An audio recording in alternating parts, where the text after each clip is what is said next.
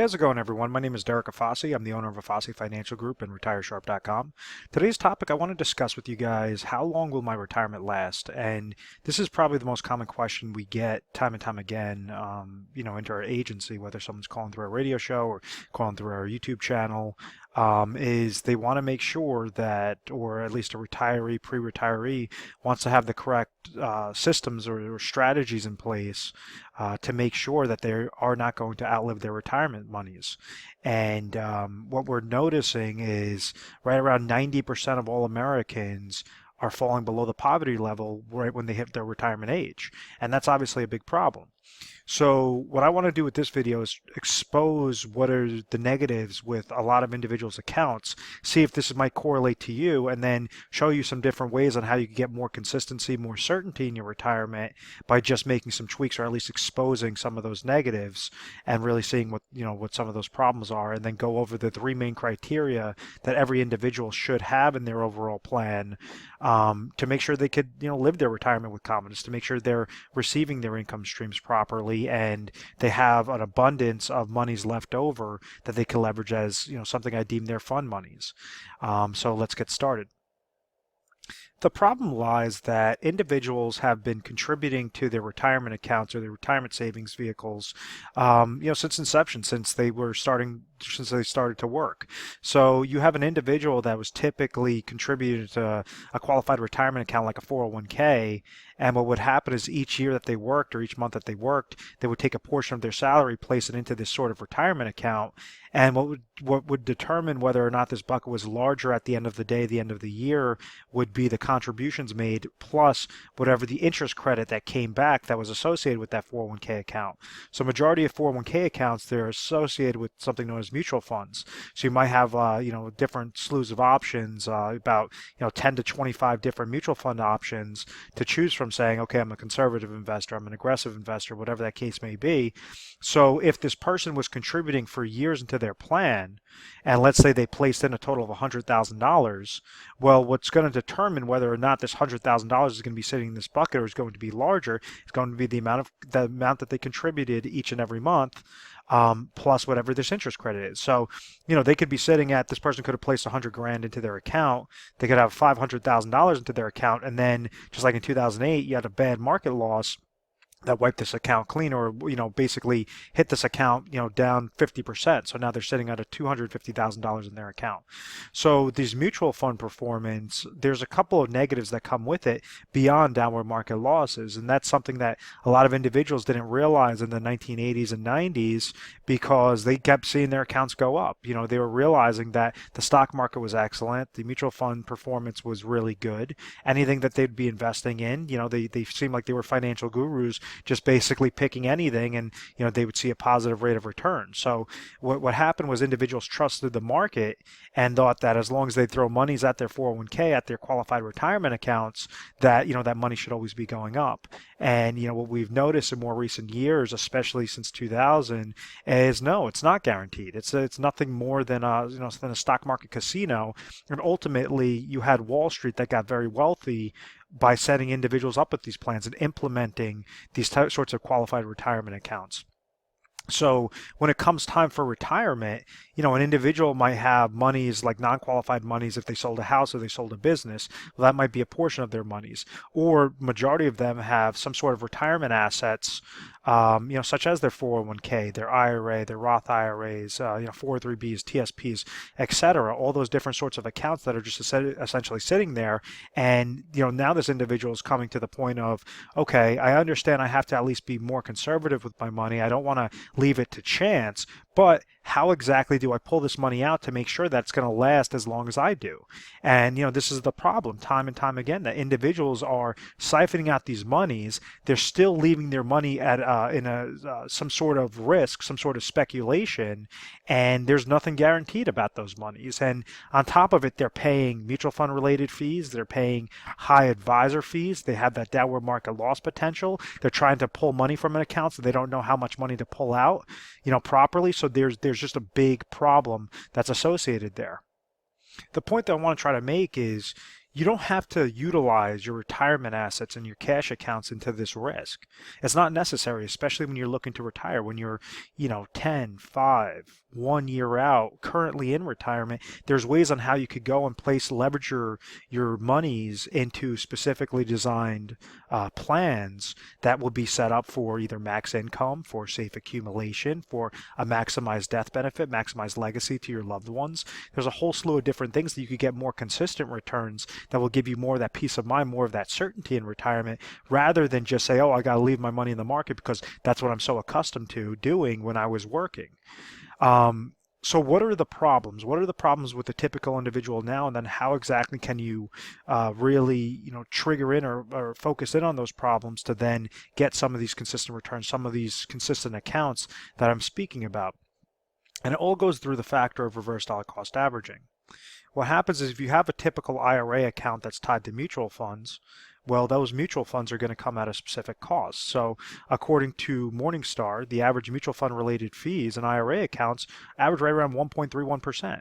So that's a fee. That means if your account doesn't do anything, you're still losing out 1.31%, or we could just use 1%, for example. So if somebody has $100,000, they're already going to be $1,000 in the hole before that account does anything. The second negative is going to be an advisor fee. You have these wealth accumulation specialists that will go, they could either go door knocking, they might see him, around the block from where you live and say, oh, this guy seems like a nice guy. Let me go and, invest my money with him. And the problem that we're seeing is, first off, you have Bloomberg that basically did a test, and they looked at all these different advisor fees, and they realized that the average advisor fee is about 1.18%. So right there, that's another fee. That's another negative to that person's account. So if they're sitting at $100,000, let's say they have mutual fund related fees of $1,000, they have advisor fees of $1,000, that's already minus $2,000 in the hole before that person's doing anything, before they're pulling money out, before the account's even performing anything. So that brings me to the third negative. The third negative is downward market loss. And this is something that's very real, especially with, you have this uncertainty of what's going on with the election. You have this uncertainty with the enormous economic deficit. You have technological boom, which lets individuals know what's going on with the corrupt CEO at their fingertips instantaneously.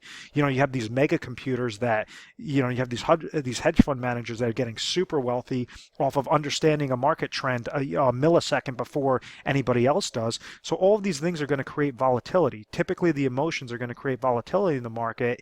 And, we saw a downward market loss in 2008. We start seeing, a good gain in the market one week, a horrible loss in the market the next week.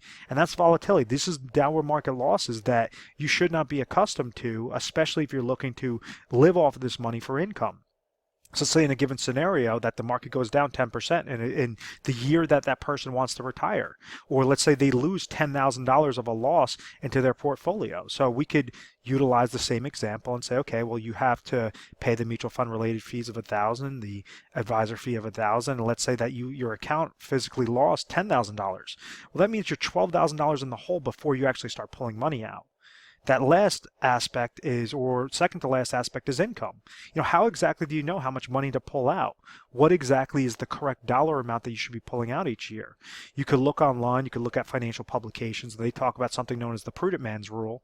And what it states is that, and this has actually been disproved, is that if you leave your money into some sort of speculation, that you should be able to comfortably pull out about 4% per year and, not outlive your money. That money should last you for at least the next 20, 30 years. And it's already been disproved because of the lost decade between 2000 and 2010 or 2001 to 2011. This has actually been disproved, where individuals have to actually take less money than 4% off of their assets to, have a fighting chance to say, okay, can I at least not outlive this money?